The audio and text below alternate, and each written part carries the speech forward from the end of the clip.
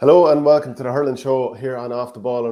Off the Ball? It's our game. Jason hadn't done Off the Ball in a couple of years. A great lads that they are. Obviously. You're rattled. There's no point in saying any different. It's been a tough weekend and you're absolutely rattled. I am, and I'm here wearing the Waterford jersey. Lovely jersey that it is from orgaretro.com. Use the promo code OurGame and you get 15% off. I am rattled. There's no doubt about it. Tipperary are gone, and this isn't where it's supposed to be. Are you saying that Tipperary are gone as in for this season? Are you talking about in general terms? Do you think Tipperary hurling is like Tipperary are gone is a very, very broad sweeping statement that can be taken many ways. And you know I like to run away with things. So that's probably maybe a conversation for later on in the show. But they're gone out of the championship, and you know, some people might say that they're gone for a few year. I'm rattled and you're going to enjoy dancing on my head here, aren't you? Yeah, there's no doubt about it. Absolutely no doubt about it. Well, it was a pretty exciting weekend of hurling. And as you said to me just before we came on, is it arguably the most exciting? Well, it is shaping up to be a brilliant championship. 2018 is going to be hard to beat. That was unbelievable as Limerick went on and won the All-Ireland. But it's really shaping up lovely at this stage. There's hardly been a bad game, Shane, realistically. And there's been loads of different types of games as well. There's been our high scoring games, but there's also been those kind of arm wrestle struggles of games as well. Yeah, I think the only, not that it's a worry, but obviously if you're from Limerick, you'd love to see them power on and, you know, do back to back. The only worry from a neutral person's point of view would be that they'll be able to keep their opponents at arm's length in their next two games. But yeah, there could be a surprise or two waiting yet. And it's just been like the fair at the weekend was brilliant. Saturday, like not been smart with you. Saturday, the Tipp been beaten by Waterford. Obviously, massive W in the win column there. The Offaly under 20 footballers winning, another W in the win column. The Offaly hurlers winning yesterday, another W. You are Doesn't get much better than this. Yeah, look, quick run through the score lines there. Cork 2-26, Dublin 24. So that's the Rebels through to the semi-final. The Rebels are coming, even if the under-20s might have a delayed coming, and we'll get to that shortly. Waterford beat Tipperary 428-227. Believe it or not, that's the highest scoreline Tipperary have ever conceded in the championship, overtaking the 2012 All-Ireland semi-final drubbing against Kilkenny. Mayo, and I think we're all delighted to see Keith Higgins lift championship silverware for Mayo. They beat Tyrone 227-114 in the Nicky Rackard final. Lory Meagher final. Maikula trio of Brian Fitzgerald, Colin Shane and Killian Shane, and couldn't quite get it done because Tom Keenan rattled a hat-trick for Fermanagh. They won the Lory Meagher 326-117. And Michael Verney's Offaly, without Michael Verney, of course, they beat Deise in the Christy Ring final with a crazy 41 points to 214. What a scoreline. I think it's the highest ever put up in Croke Park, like actual just point tally, and the highest in any final by all accounts as well. And it wasn't 50 points. We're going to hit 50 points sooner rather than later. Potentially, yeah. It wasn't like they weren't going for goals, but in fairness to Derry, they kind of sat back, and like when Oisin Kelly got the ball, sometimes they were happy just for him to not run at them and take their scores, and that was kind of a common theme throughout. And in fairness to Offaly, the way Derry would have had a chance in this game is if Offaly had 3 or 4 goal chances and they were saved, and it took a bit of momentum from them and breathed a bit of life into Derry. But Offaly just didn't allow that to happen. Just absolutely, it was 10 in a row. I think it was 2 points apiece after 4 or 5 minutes, 10 in a row, and essentially the game was over. And we'll go into it in more detail later. The happiest thing from my point of view and everyone in Offaly's point of view is how professional and comprehensive it was. That's exactly how they should have went back up, and that's what they did. And I think that's the most impressive thing about it. Yeah, and we'll definitely talk more about that, because a couple of those Offaly players I was really impressed with. I have to say, I thought the performance was excellent. And Michael Fennelly, after last season not really happening, now they're kicking on, now they're looking upwards, and the Joe McDonough next year is going to be absolutely brilliant. The comments are flying in, as they always do, and keep them coming, because as we so often say, we think we know a nice bit about it, but there's plenty of stuff we don't see, and oftentimes viewers send in comments and we look at things a little bit differently because of it. So keep just on that, in. Shane, some of the questions and things that come in, and like they really will get you thinking. Like even you put up a tweet last night just about the show today, and people start commenting in, and it just gets you thinking in a different way, and that's why it's so great to get everybody's opinions in, because you're kind of covering every base. Then you know what I mean. Yeah, absolutely. And, it's an interactive show. That's kind of one of the things about it that we really love. Patrick Hickey, I presume this is our regular from Clare coming in heavy. Good to see a Tip man rattled. We don't have to listen to how great Tip are. Lionel Strongjaw, does Verney feel vindicated about having Waterford at number 3 in the original power Totally, 100%. And I was waiting for this. Absolutely, totally vindicated. I've never felt more vindicated. And I was waiting for if somebody else didn't bring it up, I was going to bring it up. I feel totally vindicated. I said that I thought, fair enough, I thought they'd beat Clare, they didn't. But I said that if they played Tipp, I thought they'd beat Tipp. And I feel totally vindicated. And thanks very much, Lionel Strongjaw. I appreciate that. And how do you feel about putting Cork so far down the rankings when I was saying put them up above Clare and Dublin? I still think they had to go and prove it. And in fairness, they did. They have gone and proven it.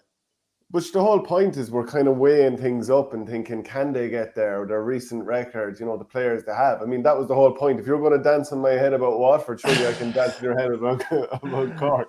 No, I far more. I far more to be dancing on you now this Monday morning than you have on me. Definitely, some other Monday. Yeah, I'll give you that pleasure.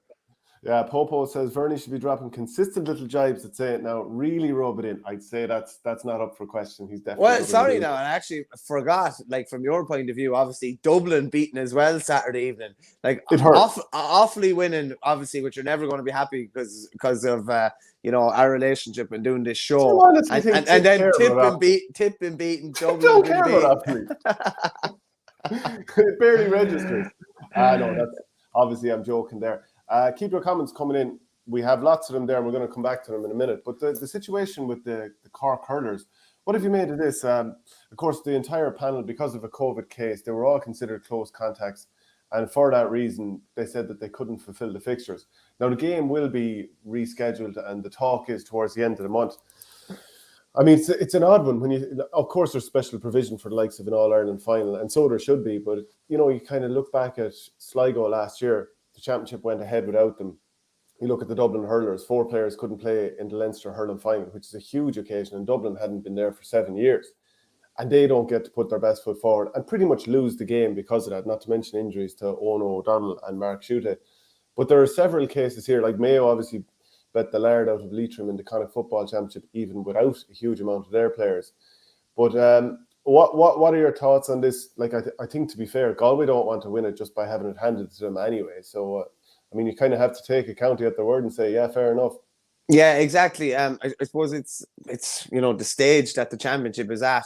There's no more games to be played. They have to go back to their clubs, but it's probably just going to be. I'd imagine it would probably be the week after, if not 2 weeks after that. So it's not a massive shift. It's not the key thing is it's not holding up anybody except maybe the Galway 20s. It's not holding up 6 or 7 other teams, or holding up potentially if it was a county team at a quarter-final stage.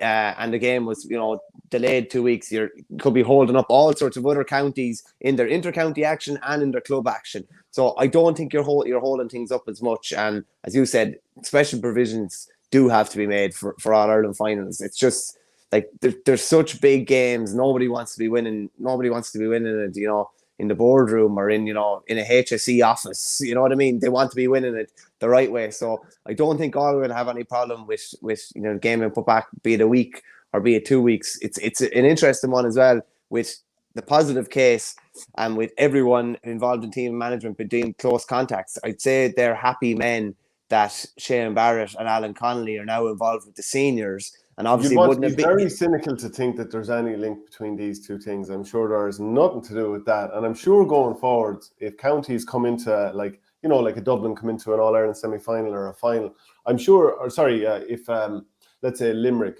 because their under-20s played against Cork in the Munster final last week. And by the way, some of those Cork under-20s were playing in matches over the weekend. So you don't know what the knock-on effect is of this. I mean, it's probably unlikely, like outdoor transmission, there's no record of it in professional sport across the world.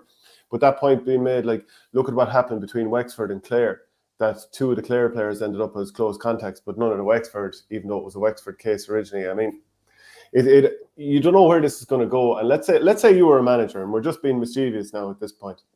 But let's say you're a Limerick manager and coming up to the final or the semi-final against Waterford next weekend, two of your key players ended up being close contacts. Just, you wouldn't mind finding a situation whereby you could just say, do you know what, the whole panel is and management team, they're unavailable, they're all close contacts. We'll put the whole thing off, will we? Rather than doing what Dublin did, which is play a Leinster final without some of your key men. Yeah, I don't. I'm just being mischievous. Definitely. You're trying to divert the gaze elsewhere on this Monday morning, I would say. But yeah, no, it's a funny one. It's a funny one. We don't really obviously know what was going on within Cork or what they were doing. But if everyone was deemed, you'd imagine it's a strange one because you wouldn't have thought everyone would be deemed a close contact. From training outdoors and probably not getting togged out indoors. But the same thing happened with Offaly last year, and the similar thing obviously happened with Sligo as well. A lot would depend on who you're talking to almost within the HSE as well, because people seem to have different opinions on it as well. But like we talked about how COVID could cause, chaos and really, define championships. So I think it's hugely important that the under-20 final is played whenever all that Cork cohort are, allowed to play. Yeah, well, my understanding was that a close contact has to be within 2 meters for 15 minutes. So it seems a little bit odd that you'd have that many players and management for that long. But there it is. You obviously we're completely taking Cork at their, and obviously the HSE who made this decision, taking everything at face value here. That's the way the decidecision has been made. And just a quick one, Shane. Like, I was only thinking at the weekend as well. Like if you're vaccinated now and you're deemed a close contact, you're able to just kind of carry on because you're vaccinated. So I'm wondering, would a lot of GA managers, would a lot of counties been trying to get lads into drop-in centres over the weekend? Would have been trying to get them into chemists over the last couple of weeks just to avoid any of this happening? Obviously, the Cork under-20 squad, it doesn't look like they were vaccinated, but you can still transmit the disease either way. You can transmit it anyway. So if you're positive, I mean, it's just that it kind of suppresses the symptoms somewhat. Yeah, but no, what I'm saying to you is that if you're deemed a close contact and you're vaccinated, you're free to carry on. Yeah. At the moment, under current GA rules, like. Yeah, we won't dwell on that one because obviously we could go down a real rabbit hole there. A couple of more comments coming in. Willie Walsh, congratulations to Verney and all the faithful who are certainly rising. Liam Cahill deserves huge plaudits for what he's done. A few lads also missed, but Tipp and Galway probably haven't moved at the times. Kilkenny are the only ones getting the hang of it after a few years. We jump on to a couple more. Porter. At least Tipp gave their all from the very start, but we're not good enough. Galway were pathetic. Only started to play when it was too late. Kev Kyo. In the last 12 months, this Waterford team has put Kilkenny, Galway, Tipp, Clare out of the championship, beat Cork and Munster. Time to revisit the power rankings this week. And that was a fair comment. Mega Man, Tipp are like Galway, need to transition their young stars. Joe Butler, delighted for Offaly. Great to see them on the rise. A bit disappointed that Offaly didn't seem to go for goals when they had so much quality possession. A couple of more comments here. Is Verney wearing a Burr jersey? No, he's wearing a Mayo jersey. The ogreretro.com one. That is an absolutely classic jersey there. Keep these comments coming in. I'll definitely go through a few more as we go along. Where do you want to start? Where do you want to start in terms of focusing in on a game? I'd say we have to look at Waterford and Tipp, don't we? And obviously, a lot of the narrative will be around Tipp and what's going to happen, be it on the line and be it with some of the elder statesmen. But Waterford are absolutely outstanding at the weekend again, and to bring the energy that they were able to bring after magnificent performance against Galway the week before. Like, I was just chatting to a few people about it yesterday. Like, Waterford were so flat against Clare and were very, very flat again against Laois. And that game was in the melting pot, coming down the home straight and even going into injury time.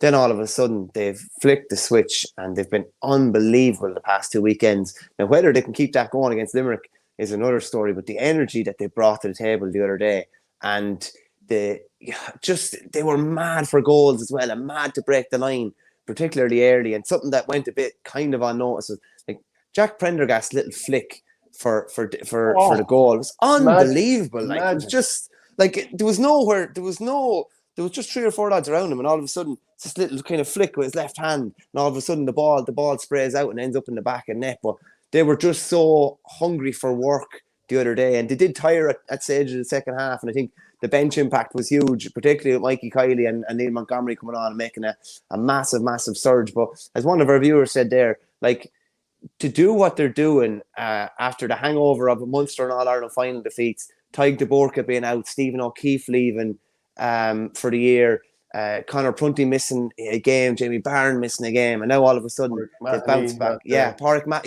there's Dara Five, there's loads of names that we can mention there, and all of it. Liam Cahill, have to say, just the most no-nonsense manager probably in the game. Him and Brian Cody are probably birds of a feather in that regard. He just doesn't care. He doesn't care. He just gets on with it. And he doesn't stay looking at the team and think, do you know what, we'll play the exact same team again now and hope that it comes right this time. Like, he looked at that team against Clare and he said, nah, this won't do. I mean, I'm going through the Waterford team here, and they were flat for a number of reasons. So I'm not kind of looking to criticise any one particular player here, but this is just to highlight how much he's changed it since then. So he's changed the goalkeeper. He's changed. I mean, obviously Conor Prunty was always going to be playing if he wasn't available, but he's changed 2 of the full backline from that game. The entire half backline is different. So it was Iarla Daly, and I'm just looking at a match program here. Players get moved around, we get that. So this mightn't be 100% on the ball, but the entire half backline that I'm looking at on the match report that day was Iarla Daly, Conor Gleeson, and Austin Gleeson. That's not like that anymore. Midfield was Kevin Moran and Darragh Lyons. Neither of them are playing midfield at the moment. Peter Hogan, who was absolutely brilliant, and Jamie Byrne beside him, who's just, magic. We know that. That was the midfield. Look at the half-forward line. It was Jack Fagan, Peter Hogan, who obviously gone back to midfield, and Jack Prendergast. A lot of that has remained in the team. Shane Bennett was in the full forward line. I would confidently say he was pretty poor that day against Clare. I remember one time he tried a drop shot at the feet of himself and Rory Hayes, and we're like, geez, this is a guy who's looking to fish out of water. We know how good he is, what's going on here. And then obviously Stephen Bennett's in the forwards, and so is Desi Hutchinson. But they've changed it around massively, and this is Liam Cahill to a T. That didn't work for the Tipp under 20s in a Munster final, or was it under 21s back in 2018 or 19? He ripped the team up, brought in different players, and goes and wins an All-Ireland. Like, he's not going to stay looking ahead and thinking, do you know what, I'll give the boys another go. He's keeping everyone on their toes and saying, do you know what, that wasn't good enough. We go again, we'll go with different lads. And do you know what, you've been dropped, work your way back into the team again. I think that keeps guys chomping at the bit. And, that would obviously tie into one of my issues with the Tipperary team. But we're going to talk about Waterford for now, because they were absolutely brilliant. I think under Cahill, Shane, you will always think that you have a chance if you're doing what you should be doing. And I think it's similar to Cody. And even I believe from chatting to boys in Offaly, Mick Fennelly is the same, like that you could literally come in from the cold. You could be number 35 on the panel, but you come in and play a training game and you light it up, you're gone straight up the rankings and you're probably into the 26. And if you do so again, within the next week or 10 days, there's a fair chance he could be into the starting 15. And that's what Cody's been doing for years. And it's definitely looks to be what Liam Cahill is doing. Like say, Patrick Curran has probably had a couple of injuries here and there, but he was out around the middle the other day. He put in a great 45 minutes, not somewhere that we would have, somewhere that would have been typical of him to play. And did you think, like, because he'd been there, he was a part of that under-21 All-Ireland team in 2016, if I remember the year correctly, and was brilliant in that final against Galway, as had been in for the minors when they won that All-Ireland a few years before that. You were starting to think, is Patrick Curran ever going to come through here, or has this passed him by? And Cahill has just been, other managers have used him, of course. I'm not saying they haven't, but he'd never really kind of kicked onto that senior star. And now you're thinking, but you know what, this guy, he's starting to really mature here, and they've got a real player here.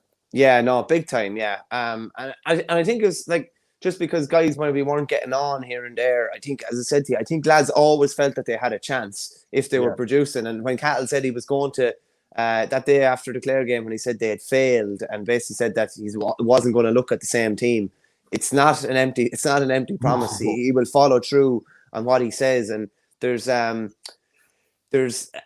old school mentality to Cahill kind of merged with the new school mentality of the way hurling is played now, and off the shoulder running and how tactical it is. But like he's not necessarily going to put his arm around your shoulder, I'd say, and mollycoddle you. I don't think he's going to do that. I think he can do that to an extent, but there's also that old school kind of Brian Cody kind of distance with players as well, which I think like finding that happy balance between those two, I think is key. And it definitely looks like Cahill is able to keep players on their toes. And like, as one of our viewers said there, go back through who they've beaten under his reign in Championship hurling. It's, they've phenomenal wins under their belt. Like last year, you're looking at big wins against Cork, Clare, Kilkenny. This year, you're looking at wins against Galway and Tipp. Like outside of Limerick, he's really beaten them all. And it's a savage body of work. And I know we'll talk about it later on, like that potentially that could have been an audition for the Tipp job the other day. And like, if it was an audition, he absolutely nailed it. He knocked it out of the park. Yeah. Well, let's just see here. Will, if this show was done in the evening, a good drink game would be have a shot every time Staple mentions Callan. We will come to him at a point. Obviously enough Tipperary have lost, and we're looking to focus on Waterford here because I did the post-match report there the other day, and it's very difficult to not talk about your own county, especially when you've kind of pointed out all the things that you think are going to be shortcomings in the game, and they more or less all materialize in front of you. It's very, very frustrating to watch that and then just focus on how good Waterford were. But they really were. I mean, the running game is something that different teams have tried, and not everyone can do it. But like, who would have thought putting Shane Bennett centre back would actually work? I mean, he's played there. He was underage teams, he was wing back, but he was tried there against Laois. It didn't look like it was working. But Cahill says, you know what, I see something here. He was brilliant against Galway. And do you remember that score that he set up for his brother Stephen at one stage? He ran out from the back, hit a lovely low ball. Ronan Maher was a mile off Stephen Bennett, and Stephen Bennett could just turn and stroke it over. But it was like one of these things where your spare man at the back, he isn't just kind of there as a traffic cone at times. He isn't just kind of taking up space and trying to make sure a goal doesn't go in. As soon as the team wins the ball, he is looking for it, and he is looking to drive at you. And that's the thing, like when he comes out with the ball, there's very few of those Tipp forwards that if you go through the forward line who would actually be able to stand him up. Like if Shane Bennett runs at you, most forwards, especially the Tipp forwards, who are better with the ball in their hands than they are without it, like he's going to come out and punish you. And Liam Cahill knows that well.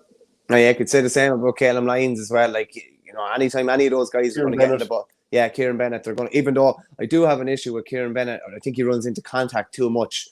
I don't think he's the same sort of physical force as his brother Shane or Stephen, and not Calum Lyons either. I think he's turned over a couple of times in possession, but outside of that, he was brilliant at different stages the other day. The Shane Bennett one is interesting. I just think like it's definitely a faith in your panel, and it's definitely just the next man up mentality. There was no crying. Like I haven't heard him mention about Ira Daly being out injured. He's not going to be bemoan lads that he doesn't have. Yeah. He will just forge ahead with whatever he does have. And yeah, a lot of managers, I don't mean this in a bad way, but some lads would look for sympathy almost for, look at who we're missing. And that, to a point, sometimes it is, it's a fair thing to say we're missing X, Y, and Z, and whatever. But you will not hear that from Cal. You just will not hear. There's absolutely no sympathy. It's just if they're beaten on a given day, it's not about who they were missing. It's about them not being good enough and the players that were on the pitch not stepping up to the mark. But like Waterford are stepping up to the mark big time.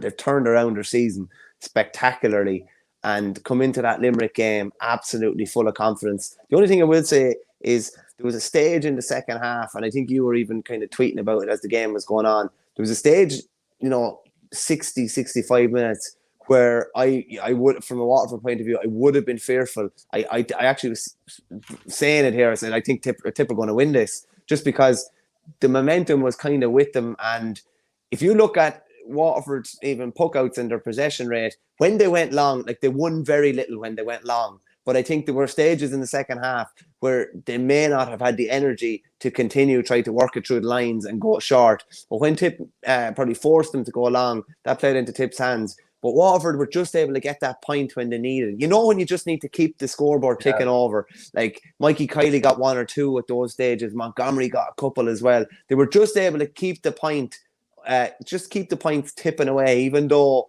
Tipp were really coming with a big charge. And we are talking about Waterford, obviously, but from a Tipp point of view, I think the big thing is that they anything but waved the white flag and kept fighting until the end. But there was just too much energy from a Waterford point of view, just way too much energy. And even having Montgomery, having Kiley to come in with that sort of, with that enthusiasm that they want to break the line, they want to get scores, they want to run at you, they want to put you on the back foot. That was kind of just what tipped the scales at the end. Someone we haven't mentioned is Ozzy Gleeson, who is taking his form to another level, I would say. Like, yeah, it's I just, wanted him in the top 10 hurlers, people. Remember who kept him out? well, I was unanimous with it last year that he should have been in the top 10, but his form is consistency has been the thing with him over the last couple of years, and that maybe you didn't know what you were going to get.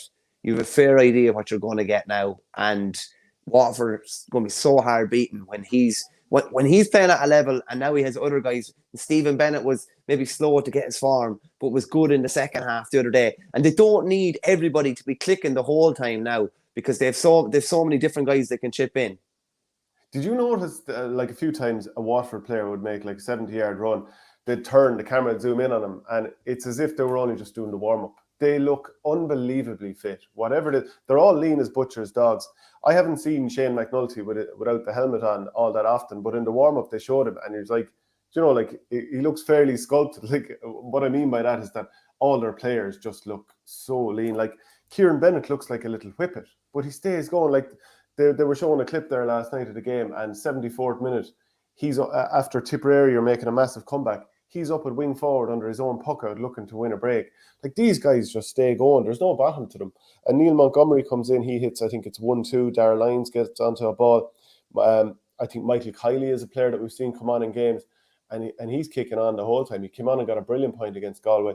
Came on and got another really good one here. And not only did Montgomery score 1-2, he blocked down Willie Connors, and then a lovely stick pass in for Michael Kiely for his point. Like, the panel depth is building. Like, this time last year, I think we were looking at the Waterford team and you were saying, okay, they've got 13, maybe 14 really good players on the field. There's a couple of bogeys or a couple of lads that you know are going to let them down. Whereas now you're like, well, there's 15 good players on the field and there's a couple of good lads coming off the bench. So whether you want to credit management for that or whether you want to credit the players for improving or a little bit of both, it just feels like they're coming all the time. Now, whether they'll beat Limerick's another thing. But just like that comment mentioned a little while ago, the teams that they've beaten in the last year or two, when you consider they went 2 years without any championship win of any sort, it's quite something. Yeah, it's a phenomenal turnaround, really. Looking at trying to turn it around for Limerick this weekend is going to be difficult because they're going to need more energy than they had against Galway and more energy than they had against Tipperary as well. But just to see Jamie Byrne in that first 10 or 15 minutes, and the way he was like an Energizer bunny just flying around the place, and to see his killer instinct for the goal as well. He could have tipped that ball over the bar, but he spotted that there was an opportunity. I think it was Prendergast was running off his shoulder, and then he flicked the ball inside. And it's funny because, you know, was it Stephen Bennett forced a goal chance early when they were 5-1 up, I think. And then he got blocked, and then it went down the other end for Callan's goal. Yeah, and just to be able to take a couple of sucker punches that they did take as well. And I have to especially mention to Conor Prunty, like he was under pressure early doors and obviously mistimed that high ball for Callan second goal. From Callan. That was screwed out. Yeah, well, he almost goaded him to the front and then was just able to sit back in behind. But after that, Prunty was outstanding. There was a couple of little mistakes maybe in possession, but he was like he really denied Callan the ball thereafter. Callan barely felt the weight of the ball in his hand, I'd say, after the second goal. Prunty was just outstanding, was able to bounce back, sign of a really, really good player. Similar to maybe even like Dottie Burke when Galway played Tipp last year. Callan had him under pressure early doors, and then all of a sudden he roars back into the game. And as captain, Prunty really kind of leads by example there as well. Just an awful lot to like about the Waterford performance, and even Sean O'Brien's save from John McGrath at the end as well. Just crucial, like real clutch stuff from a guy who was playing his second or third championship match, and he's able to produce something like that when the need was the greatest. It's huge, and there's a lot of guys really, really coming of age for them. Yeah, and there is a comment in here crediting Sean O'Brien. I can't find it just at the moment, but definitely people have noticed that it hasn't gone unnoticed. Same as Patrick Collins' save the week before, like, isn't it? Like, that was real clutch stuff. That's stay in the championship or you're out of the championship stuff. And in fairness, he stood up and kind of turned his hurl around and made a brilliant save. Yeah, and a great point by Popo here. That save by O'Brien right before the goal could be our Nicky Quaid moment. If Who they go knows? on to win the All-Ireland, it absolutely could be. My thought now, I have to say, early on in the game, all the warning signs, all the things that you predicted could be trouble for Tipperary were materialised right in front of us. Barry Heffernan had a shot from 100 yards in the second minute, a thing that has been driving me stone mad as a Tipperary supporter for a couple of years now. Waterford were running through. They had a couple of guys on the score sheet. They had 3 other forwards on the score sheet inside 4 minutes. Then, obviously, there's that goal chance that Stephen Bennett had where he's running through the Tipperary defence. And the two closest goals to the Tipperary, closest players to the Tip defence are probably the oldest players. And if you're having these young tyros running at you, you're going to be worn down eventually. But anyway, Tipperary got the goal. They got another goal. But I have to say, even though Tipperary were 1 to 5 points ahead, all I was thinking is, how are Tipperary ahead here? How are Tipperary ahead here? It just made no sense. And the warning signs were there in the Clare game also. And even in Limerick, coming up towards half-time, Tipp had done brilliantly for ages. You have to credit that performance. But it just, like all the issues, driving balls from 100 yards, not interplaying in dangerous areas. Like, a lot of time they're doing stick passes over and back, but they're laterally. And then eventually a stick pass will go to the forward line. And it'll either be a ridiculous ball, 100 miles an hour, straight at the attacker as he's trying to come out with like that. Almost impossible to control and beat your man, or to be going straight over to the corner flag where what's forward supposed to do with that, or else the ball get blocked down or whatever. I mean, Tipperary's use of the ball again came home to roost, and this is something that needs to be fixed in the training ground. And obviously the management team is there for 3 years, so it's not like this is a new thing. But you just felt Waterford were going to come, and they kept coming. Now, to be fair to Tipp, nearly won the game, and I think that's down to the quality of the players and getting some of the energy on the field. Some of the players that I thought should have been starting in the first place, and it's on the record. I put out a video of my starting team last Thursday. I was chatting with Ryan O'Dwyer on the show because you were obviously away at the Galway races, enjoying yourself. But losing my underpants at the race is more like it.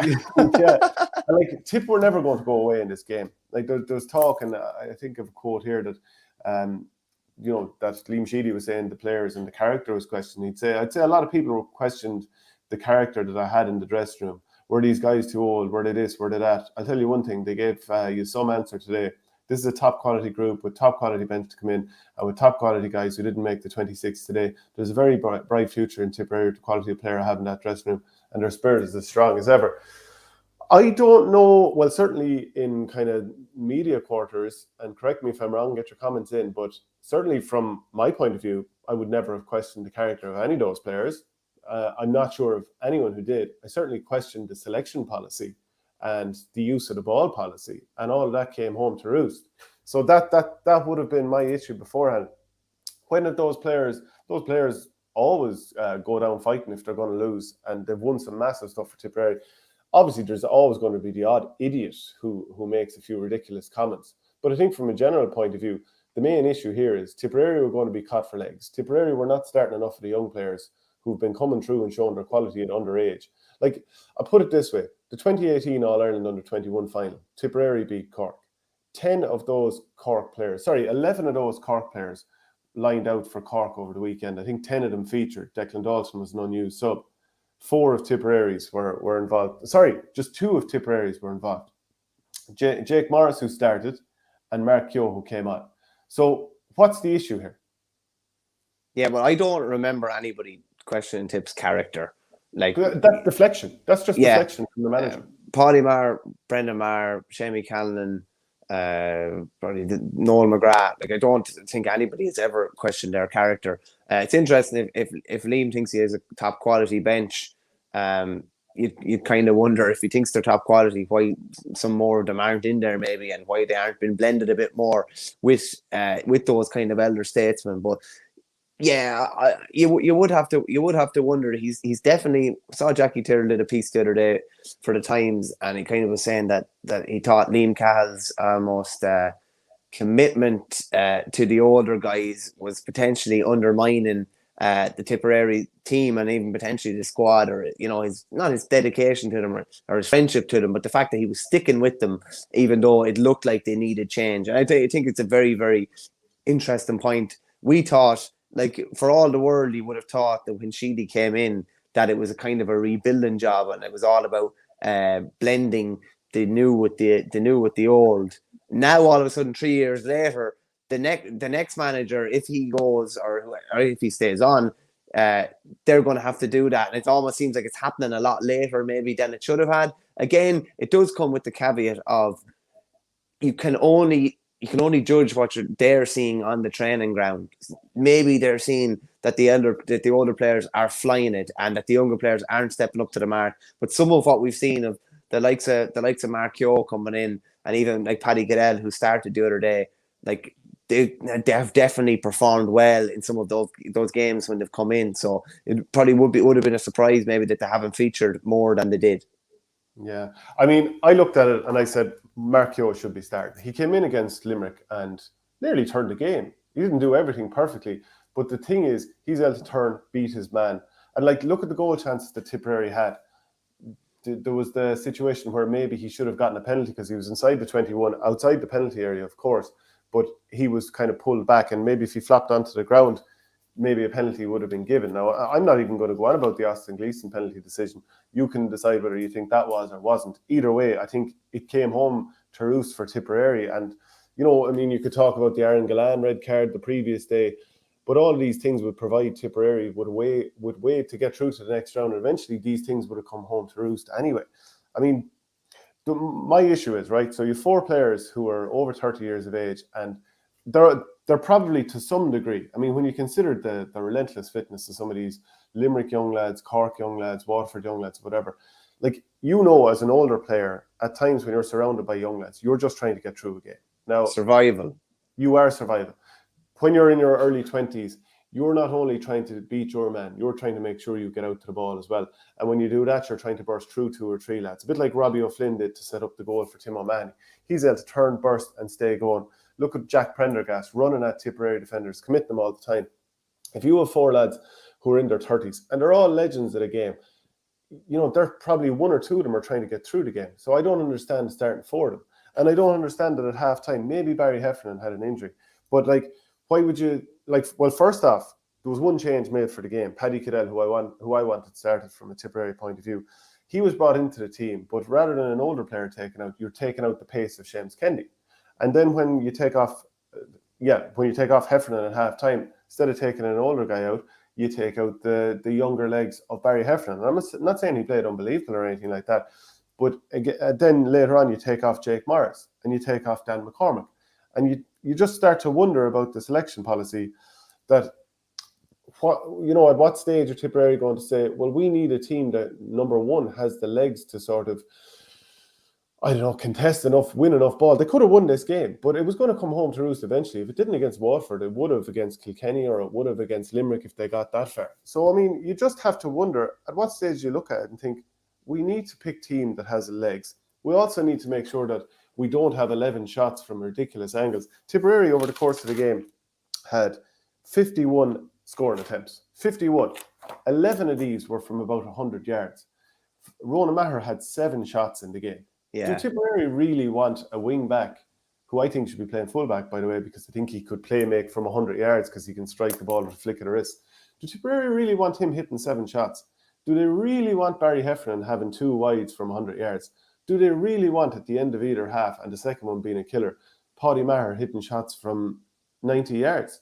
Well, how about we get a bit of energy in the half-forward line and go short to Mark Keogh and say, hey, run at that lad who doesn't want to be run at, and test them out, because that half-back line of Waterford's, they basically all play like attackers. Let's see them defend. But instead, Tipperary just, I don't know. Tipper actually gone one-dimensional, Shane, to the point where that they're going to shoot generally from out the pitch. You know that they're not going to take you on. You know, Noel McGrath, and he had a couple of bad wides the other day. But you know that when he gets the ball, he's not going to run at you. He's going to shoot from 100 yards. Same with Ronan Maher. Whereas, on the flip side of that, probably the Cahill Lyons could strike from distance. He could also put you on the back foot. And there was a period in the first half there where Cahill Lyons got a ball, and I actually feared for Noel McGrath. I thought he was going to go at him and badly expose him, and instead he turned back inside and put over off his left side. But Tipp are with the selection at the moment, they're actually not giving themselves the option of, you know, having a Kyle Hayes that could bomb forward, or having a Mark Keogh, as you said, that can take a ball and go forward. You know, with due respect to probably Bubbles, Jason Ford, Noel McGrath, and a couple of others, they're going to probably plant their feet and shoot.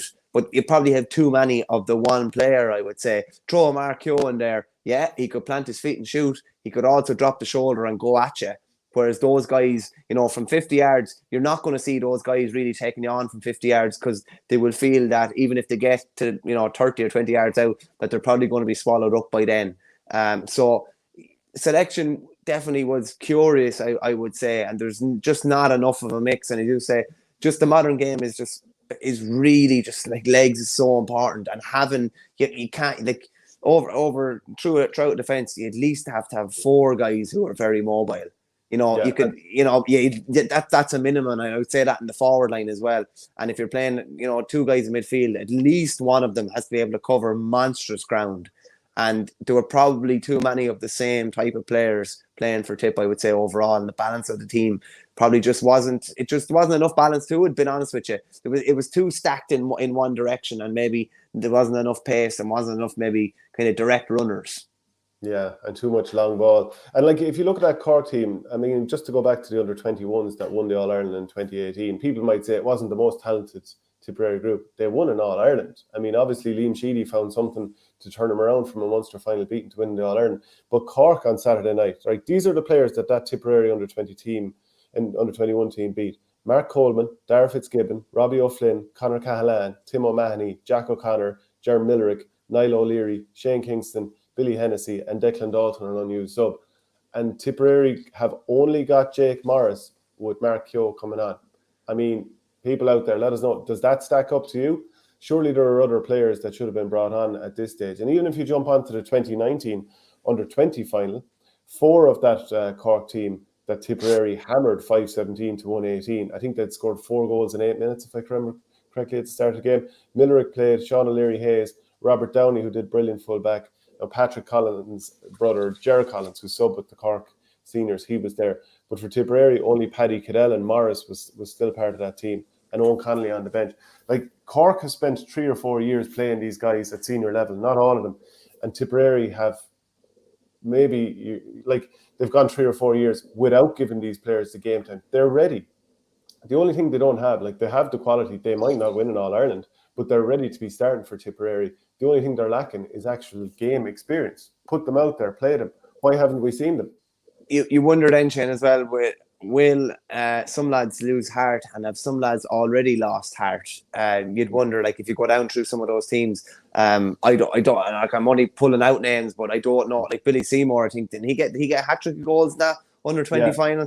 I've seen very, very little of him, and that's just one off the top of my head. So you wonder there's plenty of them. Like Dylan Quirk, obviously he had a heart issue there for a year, and he's been brought in a few times. Looked a little bit jittery this year, but he definitely has the quality to make a fist of it. Brian O'Mara broke his arm just before the league game against Limerick, so obviously that kind of set him backwards. Robert Byrne was centre back on one of those All-Ireland winning teams. Then Jerome Cahill is no longer on the panel, and he was a key man a couple of years ago. Then you've also got Gerard Brown currently isn't part of the panel. Obviously, he had his transfer issue with the club, so maybe that's part of the reason. But there's a lot of talent there. And, you know, every panel can say, well, look, we had pandemic issues. That meant we could only play this, that, or the other guy. Or, you know, we didn't have enough challenge matches, or whatever it might be. But other teams have found a way to give these guys game time, and Tipperary, for whatever reason, haven't. As I said, they may not be the players to win Tipperary and All-Ireland, but I think Tipperary, there's no reason that some of those guys shouldn't have been playing this year. And there's no reason that Tipperary can't be right there with the teams looking to make a fist of it, to bridge the gap with the likes of Limerick or whoever's going to be there at the top later on this season. I'll just read out a couple of comments here, because they are absolutely flying in here. The Shelminator, Bennett brothers bring Pride and Prejudice. Watcher for Not really sure what that means, but anyway. Colm O'Huckig, Tipp need to find ball winners, warriors. Bonner and Billy McCarthy would have made a huge difference, and maybe this would have changed Tipp tactics from shooting from long range. I think if they're there, you probably would have had even more long ball. Popo, if my mother had balls, she'd be my father. Dolan, best team won. If Dolan McGrath got the goal, Tipp would have won. Tipp have some changes to make next year, but it's more analogies to the car service than a new car. Porter, Barron is back to his very best. He certainly is. Patrick Hickey, one thing about Waterford in this group, they have not won anything yet, despite all the good displays. Kevin Keogh has Prunty retired Canning and Callan in the space of a week. Beast. Tipperary, with the talent they have, underachieved this year. Follow Brian Cody mantra, finish with the older guys. Great show. Gleeson can have a monster of a day and then be anonymous the next day. If he puts in a shift against Limerick, it will go some way to helping Waterford win. On that comment, Shane, I would have agreed probably up until the last maybe 8 or 9 months, when I think probably from that All-Ireland semi-final onwards, like, I don't know if he's played a game under a 7.5 out of 10 for Waterford since that All-Ireland semi-final against Kilkenny. He was the best player in the All-Ireland final. He was the best player in the league against Cork this year. He was good in some other league games. His championship performances this year have been outstanding. Like, all 4 of them, I would nearly say. Yeah, okay. Liam Ryan says that the Waterford under-21 team in 2016 was a lot stronger than Tipp's 2018 or 2019 team. A lot of people would say that. A lot of people would say that they had, the likes of Austin Gleeson and some of the other key guys. And that might be a fair point, but obviously you don't win an All-Ireland under 21 and under 22 years in a row and not have a few players to be brought in. And obviously people will say this is a bit of Bursley bias, but Jerry Kelly scores 6 points from playing in All-Ireland against Ballyhale. I mean, surely that's worth calling him in for training for a while and see how he gets on. Put some respect on Sheedy's name, lads. Man won you All-Ireland 2 years ago. Try waiting 62 years. Fair point. I mean, this again, though, this is deflection. Nobody's saying what he's done in the past hasn't been good enough, or that he hasn't committed, or his character has been questioned, or anything like that. We're just saying that this has been flagged for a long time. The issues with the Tipperary team, the lack of pace, having too many players that have probably just got massive miles on the clock, who are legends of the game, who will always be heralded in Tipperary, of just not moving with it. And then, like, is the style modern enough? You can't not talk about that. Will Tipp management team are all smart hurling men, Tommy Dunn, etc., and they've shown how ruthless they are in the past. I highly doubt it's loyalty. Just the Tipp younger lads aren't up to it. Porter says no excuse for not starting Keogh and giving more younger lads a go. Liam Ryan, Tipp shot from far out because they knew they couldn't run at Waterford. Well, why didn't they pop the ball into spaces? And I mean, I've obviously gone through that. Where Jerome Cahill, Craig Morgan, Billy Seymour, and Dylan Quirk. Owen Connolly was brilliant at centre-back for the under-20s, but it hasn't got any game time in league or championship. He did come on against Waterford. Look at the impact of Barrett and Connolly for Cork. Ronan Maher had 4 wides from distance, to go with his 3 points. I wouldn't be worried for Tipp. Cahill will sort them out, no problem, says the Spruce Moose. Fair play for, let me just see here. I had another comment. Let's see now, make sure that's okay. Rapping Andy Kelly. Fair play to Shane, calling out Ronan Maher. My God, all league long and champion, 100-yard shooting, forwards tearing their hair out. Now, not just him, other players are doing it as well. So I'm not just calling out Ronan Maher, who had some brilliant passages of play, like great puck out catches and stuff like that. But just go short, find a man. I mean, this is the thing, mix the play up a little bit. Don't be predictable. As a back, you know yourself, Mike. Long ball comes in, you see it flying over the bar wide from 100 yards, and you're going, whew, thank God I didn't have to defend that ball against a good attacker here. I often say to a forward, particularly if we're playing, someone from outside the county in a challenge game, I just be like, a man gets a ball 100 yards out the pitch and strikes it wide, or even if he strikes it over the bar, it's like what's the story? Do they not hit the ball into you? Like, I'm happy enough if they're striking from out there. I'm happy enough if the ball is dribbling wide or whatever. And it can be a common theme. In fairness, Ronan Maher is probably given license to do that and told to take on his points, but there's certain times when you can take on a score from distance. There's other times when the shots are almost a bit rushed, the angle is too tight, he's too far out, and when you have to force it a bit, then you end up with a couple of wides to your name. I don't think analysis of the situation and where Tipp are should be confused with disrespecting Liam Sheedy or disrespecting Eamon O'Shea. You're just analysing what we saw on Saturday. What they've done with 2010 and 2019 has been absolutely phenomenal, and that can never be taken away. Whether Michael Verney has just dropped off there. I'll just look at a couple more of the comments before he comes back on. Dennis Hayes, will 3 weeks be on the bounce be too much for Waterford? It'll actually be 4 weeks because they also played Laois. So what a run it would be for Waterford to go on and win an All-Ireland. Obviously losing the first day out to Clare, but then beating Laois 1 week and having to go all the way into injury time to win that game. So that's going to take a toll on their legs. Then the same against Galway, who came from 16 points behind to bring it back to 3. And obviously they kicked on late on. And this is now a feature of Waterford that they're kicking on during injury time. Then beating Tipperary, going all the way into the 76th minute or whatever it was, maybe even later. And then having to go to 4th week in a row against probably the most physical athletic team going, which is Limerick. So just the 4 weeks in a row for Limerick. Will that catch up with them? We're not entirely sure. Rapping Andy Kelly says, only thing I'll say is you're calling Sheedy out now. Where was this chat last month? I think I've been saying this all last year and all this year. So I think you will even vouch for me saying that, Michael. Yeah, no, in fairness, it's like no one appreciates more than you probably what Sheedy has done for Tipp, and even that 2019 All-Ireland, I will now say even more confidently than I did then that it was almost against the grain to some extent, and I still do think the Tipp or the Limerick were the best team in 2019, but like last year, beating in an All-Ireland quarter-final, fair enough, it could have been different, beating in an All-Ireland quarter-final again. This year's All-Ireland quarter-final defeat was a little bit different than last year's. Last year, it was around the Barrett raid. Fair enough, there was that penalty decision that in no way could I see a penalty the other day, and if maybe he was potentially blown for a hurl coming across Austin Gleeson, but there's no way it was a penalty. Whereas like Tipp could have won the game all right, but they ended up losing by 7 with a lot of their frailties exposed. And I think it's going to be interesting to see what direction they go in. Fairness to Liam Cahill as well. We said he never is one to shirk back from doing something or commenting on something, and he just said after that Tipperary hurling at senior level is probably at a big crossroads now, because there are a number of players there that maybe have big decisions to make over the next number of weeks. It's going to take a little bit of organising, a little bit of soul searching as well to be done at every level, from players to the powers that be, that have to look at maybe rejuvenating Tipperary hurling, because from the sidelines looking in, it's been quite difficult at minor and under 20 this year. But we've done that before in Tipp. It's not something that we are unaccustomed to.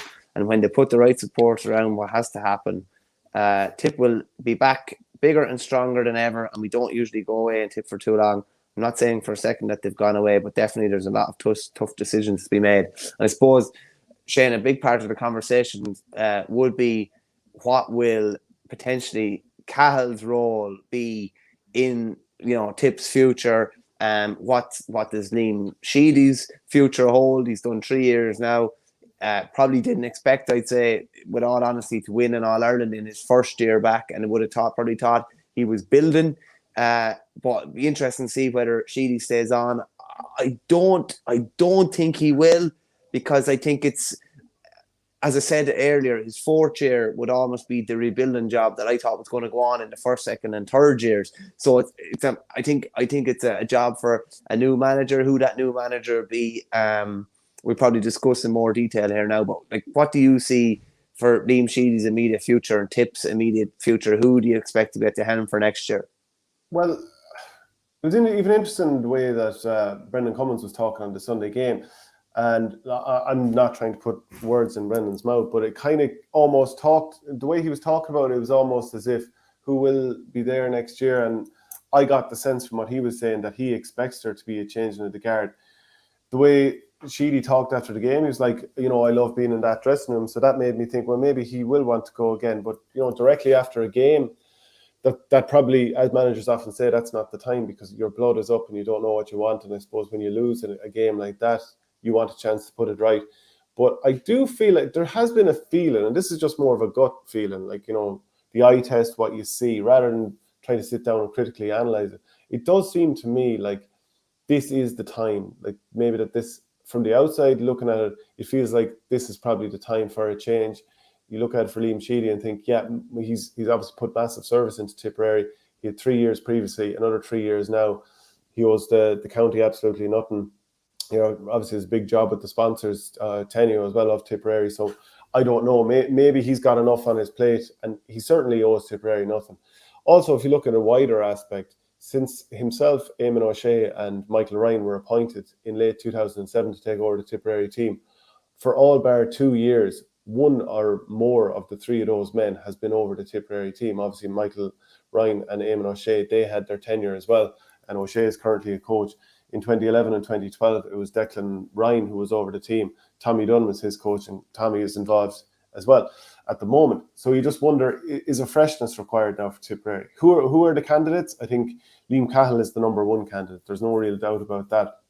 Let's say Waterford go and win an All-Ireland. Maybe he'll be thinking, okay, I'll go back to Tipperary. Let's say they lose the semi-final against Limerick next week. Like, his stock has never been higher. And like, just because it looks like he'd be the person who would get offered the job this time around if it became available, there's no guarantee in 2 years' time that it would be, you know. So he's a Tipperary man, has often talked about that and his love of Tipperary. Like, that's always been my feeling of him.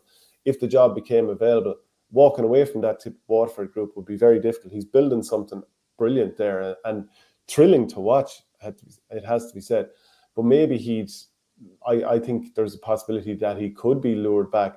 But then even, you know, Brendan Cummins himself, he's had experience with Laois under Cheddar and then with the Kerry hurlers. Maybe he feels like, you know, this would be a job that would suit him. And in terms of a name, I mean, obviously Brendan Cummins is someone who's loved and respected by everybody in Tipperary. So those are two candidates. What do you think? Yeah, there's talk. There's definitely talk as well that potentially Darragh Egan, who's involved as coach now, could move into the manager role. Darren Gleeson is another name. Yeah, Darren Gleeson's obviously he's definitely serving his time up in Antrim and has obviously made huge progress there as well. They're probably not short of candidates. I would say that Liam Cahill is definitely the outstanding candidate. Interesting question for you. Which would happen? Which is more likely to happen quicker, for Liam Cahill to win an All-Ireland with Waterford or for Liam Cahill to win an All-Ireland with Tipperary? You're just trying to wind up the Waterford fans out there. I think you are. Oh, jeez, no. Like, I genuinely, I think Waterford. No, I mean, like, the both would not be that far away at all. Like, Waterford are in the last four, and obviously we're in the last two. But I mean, like, if you're thinking who potentially could he win an All-Ireland with? Obviously, this year he has a chance of winning an All-Ireland with Waterford. He's no chance of winning an All-Ireland with Tipperary. I'm just saying, if he was over Tipperary over the next couple of years, would he have a better chance of winning an All-Ireland with them than he would if he was over Waterford? Oh, God almighty. You see, Waterford at the moment has some real star players that are in their prime. I mean, I think Jamie Barron's 27 or 28, Austin Gleeson's 25 or 26. Desi Hutchinson, Conor Prunty, the Boyle, Jack Fagan, Calum Lyons, Conor Prunty, you know, like one of those really good fullbacks.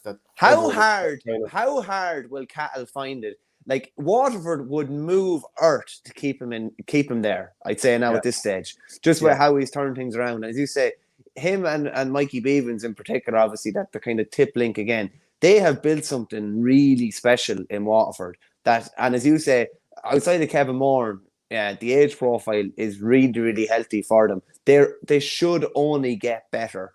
If he came back to Tipp, like, it's a rebuilding job in many instances, but rebuilds can happen quite quickly. Do you know what I mean? Like, things can snowball and happen quite quickly. So, like, I just think it's a really interesting one. I think they are both All-Ireland contenders over the next, 3 to 4 years. It'd just be interesting to see what happens. Like, Cahill could be going that well with Waterford that it could be impossible to get him away from Waterford too. Even though impossible is probably not the right word, because at the end of the day, the pull of your home county is, so big. So the off season is going to be so interesting. Yeah, without doubt. So we'll obviously be waiting with bated breath on that one. Just a little go Patrick Hickey. Can we move it along? Too much tip talk. One final thing on that game as well. Like, Seamus Callanan scored his 39th championship goal, and I've kind of been keeping tabs on some of the all-time record goal scorers over the years. And if you just look at it here, Nicky Rackard is top with 59, and God knows if that'll ever be topped, the Wexford legend. Then Tony Doran is in at number 2, and Callanan number 3 at 39. Every one of those goals is from open play, and of the current generation, nobody can come close in terms of the goals from open play. Obviously, we see Joe Canning there with 27 towards the latter end of that list, in joint 9th with Henry Shefflin. He's got 27, 17 of those from play. Obviously, 1 or 2 of Shefflin's would have been from the likes of a penalty and a free.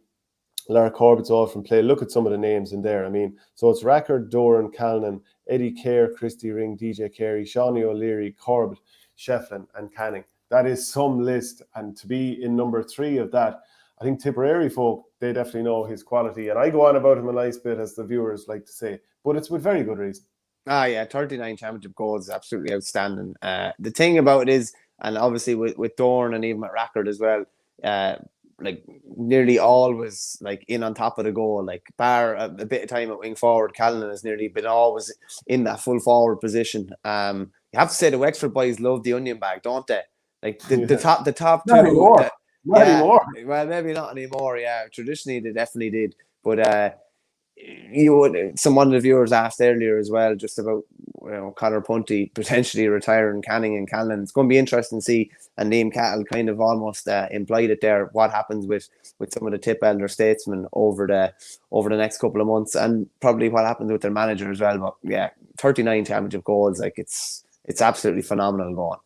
Yeah, it certainly is. We'll move on to Dublin Cork now. Obviously, that was another really strong performance by Cork. They were 8 points ahead at half time. Dublin brought it back to 4. No doubt that they never gave up in that game, but ultimately won 2-26-24. You've just go through that forward line for Cork. They'd all scored from play in the first half. Conor Cahill was more or less dropping out to midfield. You had Jack O'Connor and Patrick Horgan largely on the inside, and then Seamus Harnedy foraged, and he scored 4 from play. He was brilliant. Like, he's at 2013 form. I mean, when Seamus Harnedy is flying, Cork are flying. Then Shane Kingston, he had a very quiet game. He was taken off again, but he did score a goal just before half time.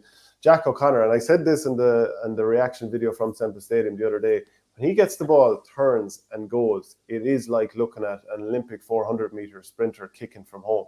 Like, he's just, like, he's magic to watch. I mean, are there any other players out there who you actually just enjoy watching them run? It's very thrilling to see that.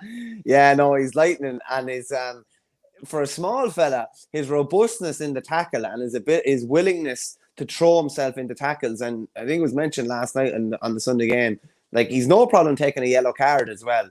Like, he's very, very good defensive. I don't say good defensively. He definitely throws himself about defensively, which would have been one of the qualms he would have had with Cork last year. That not enough of their forwards do that. But going forward, he's lightning. He really, really is. It's a joy to watch, and you just think he's cutting open defenses once he runs at them. And they needed kind of a player like that, maybe, who was a bit more direct. Over the last couple of years, they've probably been taking the easier option far too often. I think he has no issue if he doesn't score at all. He just wants to put defences on the back foot and create opportunities even for other lads. You mentioned about Harnedy. We talked about him being probably one of their only outlets for a longer kind of a puck out. I think he drifted into some great little pockets of space the other day, and Patrick Collins was able to find him. There's so much goes on, and I think for anybody maybe that doesn't play the game, to realise how Harnedy finds himself in that 30 yards of space, the work that others have to do to create that space for him is huge. Like, it's not just him making a run, or the space doesn't just happen. Like, other guys are doing so much to create that for him. And then Patrick Collins, you have a lad that's able to put the ball into the eye of a needle. I think he put the ball down. He played a lovely ball almost over the top for Robbie O'Flynn, which is a poke out we're seeing an awful lot more now. Yeah. It's almost like, even, with wing backs attacking forward, like Kieran Bennett did the other day, you're almost at your 65 and the keeper's hitting the puck out. You know the space he's putting it into, and you're just trying to get to the space before your man. You mentioned about Kingston's goal as well. So just something I noticed looking back on it. Patrick Horgan does unbelievably well. He's actually on the ground where the ball is going to go when Kingston's pulled, and he just jumps up out of the way. Really good instincts, just to actually clear the path for the ball. But Cork, we talk about their forward line and what they can do up front, and they can kill teams up front. But it's at the back where I would be a lot more impressed. Obviously, Dublin had a couple of chances early, and Collins made a good save. I think it was from Ronan Hayes early. But they're definitely a lot steelier. They've conceded 3 goals in this year's championship, averaging 1 per game. No goal the other day. And obviously that there was a penalty goal against Tony Kelly. So, like, they're definitely getting a lot steelier at the back. So they're finding that blend, and it's almost like we talked about coming into the Clare game. What way would their season go? What way would Kieran Kingston's season go. Now they have they've the perfect build-up going into this Kilkenny game. They've they put up to the All-Ireland champions to a point in that Munster semi-final. They've beaten Clare in a real barn-burning game. They've been able to keep Dublin at arm's length and scored the last 4 points the other night. Now they are perfectly set to play Kilkenny at the weekend, and they will really, really fancy their chances too. Yeah, Popo, he's not convinced by Cork. A few other people aren't either. Cork played a Dublin team who looked like they didn't want to be there and nearly got beat. 2 bad teams. Kilkenny will put manners on them. I'd worry about Downey if they put TJ at 14, says Mossy Lyons. Liam Ryan overhyping Cork. Dublin were really poor, blessed to get past Clare. I don't know. I really, like we've been saying it for a few weeks, I think this Cork team is coming. And even if you take out of the equation the under-20s that are coming, winning the All-Ireland last year, being in a final again this year, Shane Barrett and Alan Connolly came on from the bench. They look good, both got on the score sheet.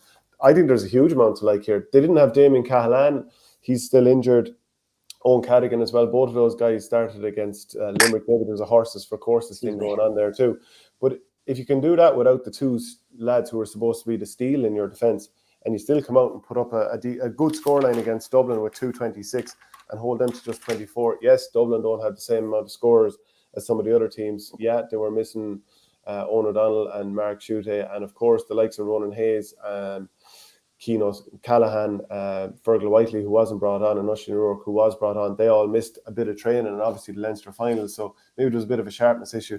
I think Ronan Hayes, his confidence dropped after missing a couple of early chances, and I felt like he was hesitating when the posts were at his mercy to take point opportunities, and their confidence was sapped a little bit. But it was the Tim O'Mahony goal that highlighted the difference between the 2 teams. A long poke out was spoiled. By the way, Jeremy Millerick did really good spoiling. Brilliant, yeah. Danny Sutcliffe throughout the game for those poke outs, because Sutcliffe, that's been one of the big things for Dublin, the likes of him. And also Mark Coleman spoiled Chris Crummey under a number of puck outs too, and he thought, well, this is going to be easy money for Dublin winning puck outs here, but it wasn't. And can I just say the fact that they have spoilers now as well? They have a lot of spoilers in defence, which they didn't have. They have lads that have no problem sacrificing their game, which I'm not sure that would have been the case a year or 2 ago. But continue about Dublin, yeah. Yeah, and Niall O'Leary did well on the likes of Keane Boland. There's a lot of good matchups there, and I can't wait to see them against Kilkenny. I think that's going to be a brilliant game. Cork faded out when they met in the quarterfinal 2 years ago, and it was like everything we've said about Cork for years was manifested in that game. They just didn't want to know in the last 15 or 20. Like with 15 minutes to go, the game felt like it was over, even though the scoreline wasn't that ridiculously. They weren't that far behind. But I think there's a little bit of a different metal about them now. I just wonder, like that Tim O'Mahony goal, are we going to see something like that? It was basically Cork's answer to Kyle Hayes. Mm-hmm. Robbie O'Flynn won the break for puck out, burst through 2 men, fed the ball onto Tim O'Mahony. But what was brilliant then is the Cork forwards weren't really dumb and just clogging up the middle. They all burst out to the side. I think Jack O'Connor was one of them, and meant that Keane Callahan had to run with him. And Liam Rush, I think we can all feel sorry for him. That situation where it's off.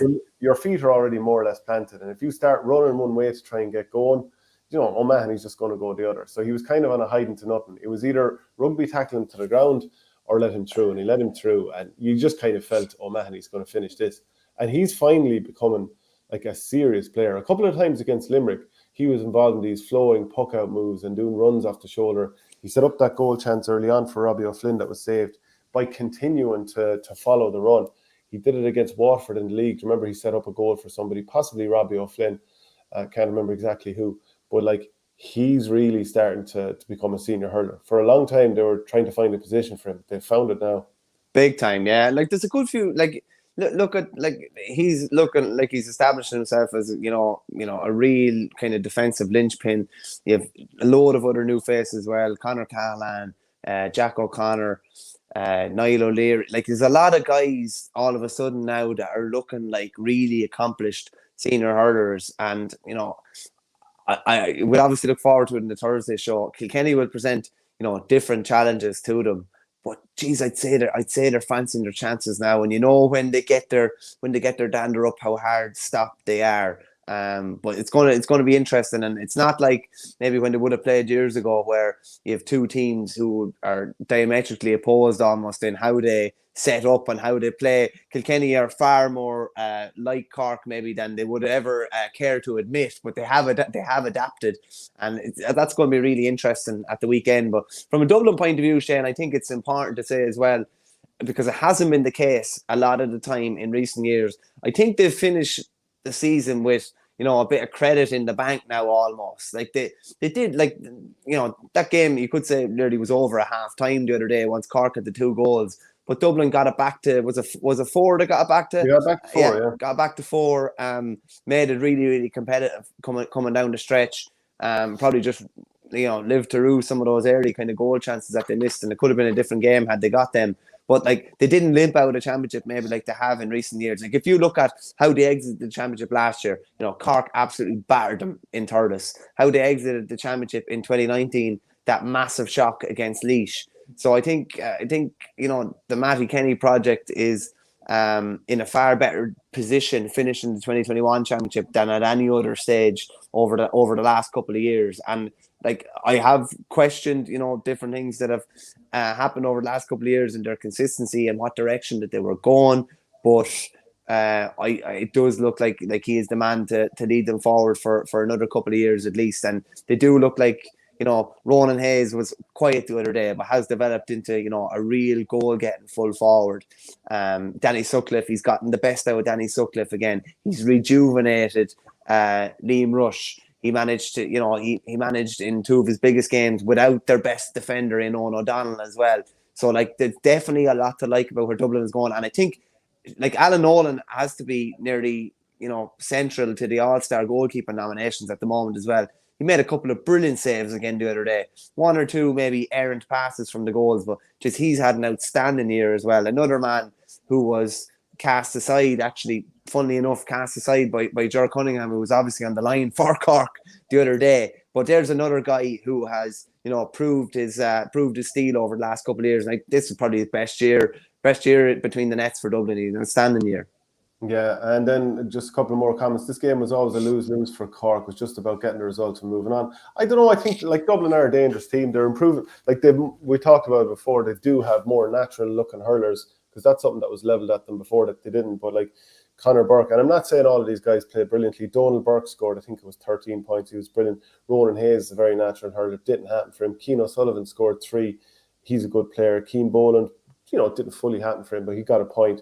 Like they just need to add a couple of more pieces. And of course, if you took like the full back and full forward out of any team, that's going to hurt you. I'm not saying like that Mark Schutte was playing his best hurling at the moment, but Danny Sutcliffe was shut down. Chris Crummey's a converted forward there, and I think they might look at putting him back in the backs again. But there's a lot to like there. They're lacking 1 or 2. Obviously, the under-20s won the Leinster title in the last year. Maybe 1 or 2 more can come through, and they won't be too far off. You'd have to credit Cork for how they responded to Dublin coming back to being within 4 points with like 5 minutes to go. With Donald Burke and Danny Sutcliffe, who just roared into the game laterally, they brought it back to 222 to 24 points. And this is where you have to think, do Cork have the mettle? But they had 8 of the last 10 shots, so they took over and they scored 4 of those and pulled away, and Dublin couldn't get a shot off. Well, they couldn't get a score, and certainly their shots towards the end of the game, they were few and far between.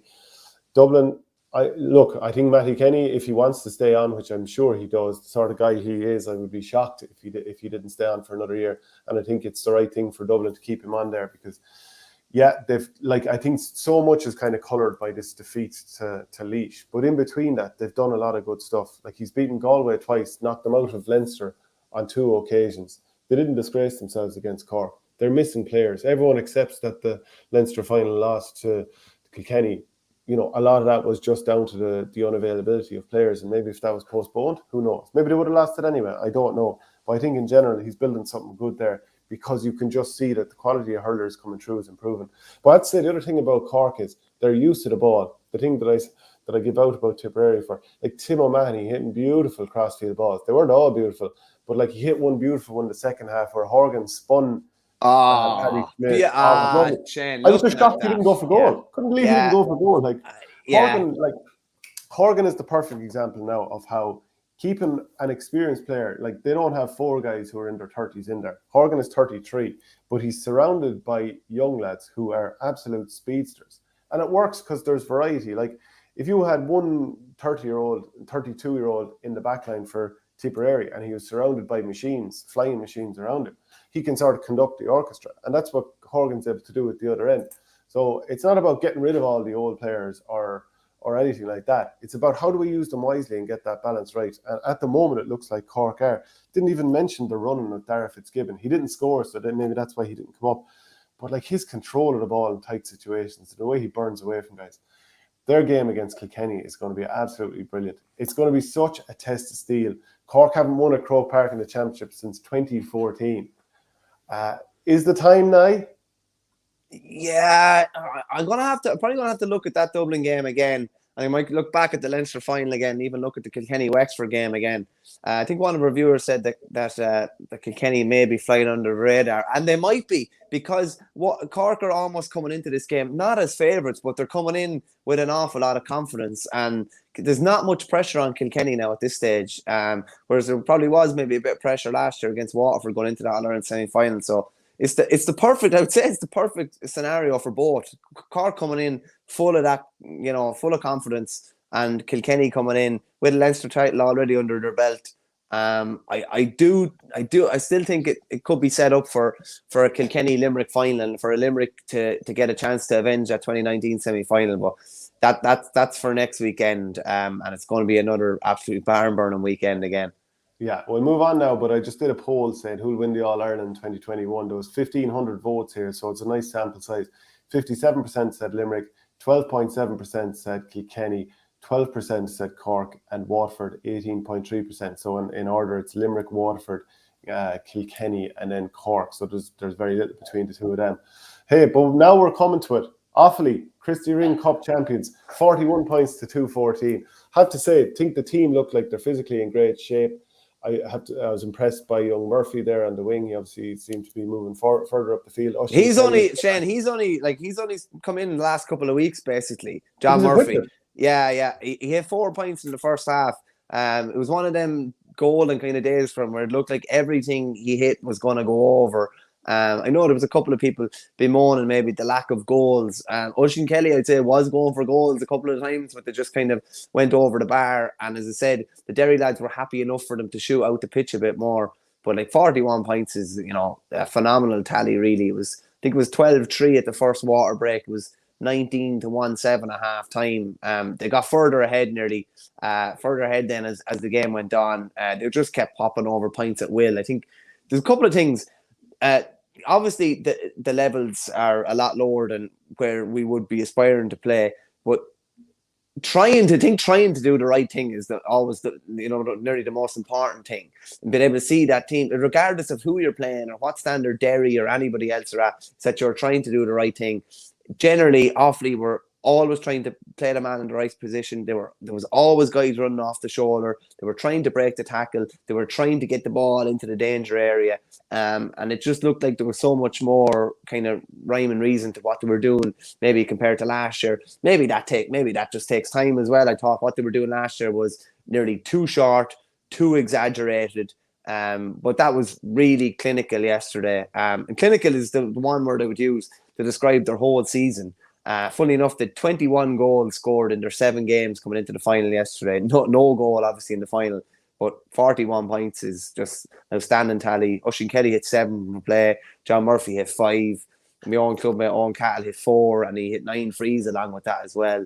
It was really comprehensive. It was exactly the way you would have wanted to see them going up. And funny enough, because I would have always had this question in my head and would have been thinking, like, what was Michael Verney thinking after the down game last year? And I just asked him, did he question himself? And he just said, I went in straight away after that down game that we lost. They lost on penalties. And I said, we're doing things right. I knew in my heart and soul, follow your gut is the key thing to think about when you're a manager. And I've learned that over the last few years. Follow your gut. And my gut was telling me that we were doing the right things, and we were doing the right things.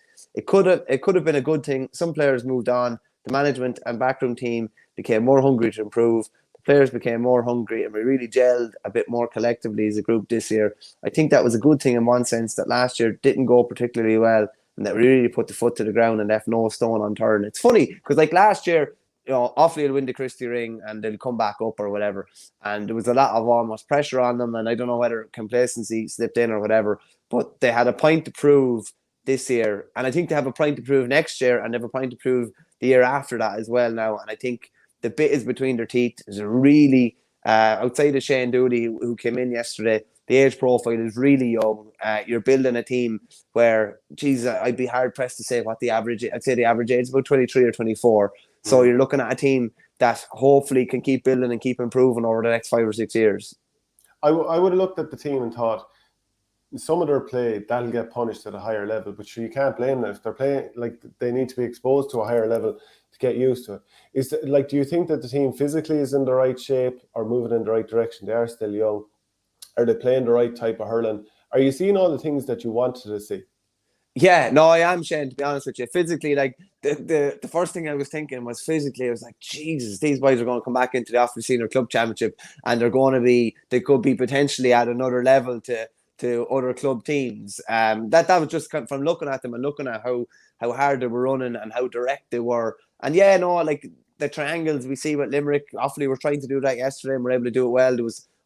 They were generally always looking to give the ball to the man in the right position. There was always guys running off the shoulder as well. So no, it definitely would be hugely happy with it. Like last November, there's no point in saying any different. When we were beaten by Down, it was an absolute disaster, and things have been turned around. I don't know if any one thing has clicked or any one thing has happened, but it's just probably a series of things. And I think we're in a far better position to go up for 2022 than we would have been in 2021. And I think we've blooded quite a few young lads. Like John Murphy came through, wouldn't have played senior hurling until this year.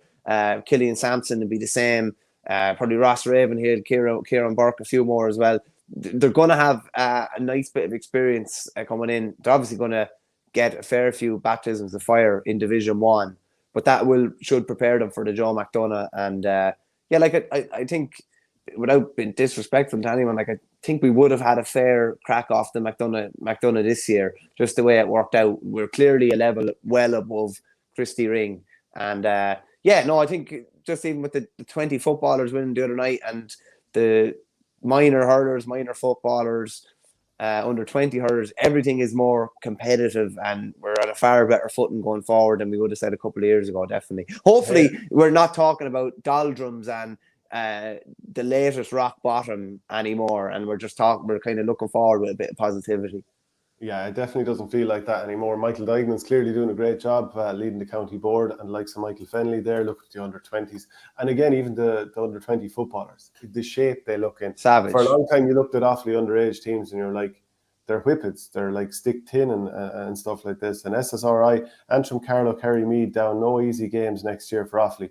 Definitely not. But I think there's going to be a little bit of pressure all the same to get promoted. I mean, patience, that's fine and all that, and you can ask for patience, but people, Offaly shouldn't be down where they were. I mean, obviously it got to a stage where they were where they deserved to be, but everyone feels that with things being pushing in the right direction, Offaly should be up at the top tier. But maybe, I'd imagine Michael Fennelly would revel in that pressure. He's been used to pressure his whole life, so congrats to Offaly on that one. We'll quickly move on to the Nicky Rackard Cup final. Mayo beat Tyrone and beat them solidly enough for a finish 227 to 114. Great to see Keith Higgins lift up the title. Carl Freeman, he was excellent. He scored 1-4, and his move up from wing back to the forwards has been key. Yeah, it's been massive. I was at their final last year against Donegal, and I thought they'd be playing Donegal in this year's final again. But their size profile in the forward line was probably a bit maybe small even last year. It would have been like Shane Boland and a couple of other guys probably leading the line. All of a sudden, they moved Cottle Freeman up. He's absolutely, a big, powerful force at centre forward. And you have Keith Higgins in the inside line as well. Like, there's two huge players, and it allowed them to put up the tally that they put up yesterday. They're going up to Ring next year, and we'll be in a far better position. I'd imagine Keith Higgins will stay playing hurling with Mayo until he can't play anymore. An amazing man, really, as well, in the sense that, like, the vast majority of lads would be just burnt out from the whole inter-county experience. He was literally a couple of weeks off the inter-county treadmill, and he was back on it, albeit maybe with a change of focus in hurling. It probably feels a lot different. And with due respect to the Mayo hurlers, like, they're not, there's not the same level of pressure or expectation, and as with the footballers. But a great win for them, in fairness. And then in the Lory Meagher Cup, you mentioned it earlier. Tom Keenan, I think his manager Joe Baldwin, the Fermanagh manager, described him as a wee superstar.